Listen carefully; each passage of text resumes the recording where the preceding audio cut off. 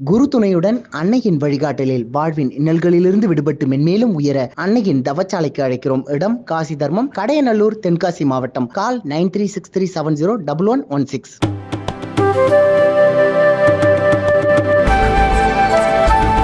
மக்களவை நடைமுறைகளின் போது இடைக்கால சபாநாயகருக்கு உதவும் வகையிலான குழுவில் 3 எதிர்க்கட்சி எம்பிக்கள் நியமிக்கப்பட்டுள்ளனர்.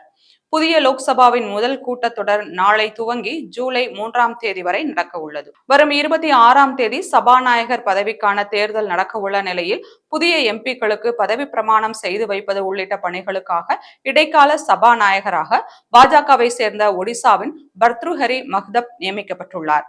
8 முறை எம்பியாக தேர்வு செய்யப்பட்ட காங்கிரசின் கொடிக்குன்னில் சுரேஷ் இருக்கும் நிலையில் 7 முறை எம்பியான பர்த்ருஹரி இடைக்கால சபாநாயகராக தேர்ந்தெடுக்கப்பட்டதற்கு காங்கிரஸ் கண்டனம் தெரிவித்தது.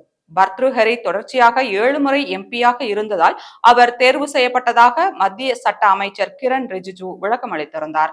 இதற்கிடையே இடைக்கால சபாநாயகருக்கு மக்களவை நடைமுறைகளில் உதவ மூத்த எம்பிக்கள் அடங்கிய தலைவர்கள் குழு நியமிக்கப்பட்டுள்ளது.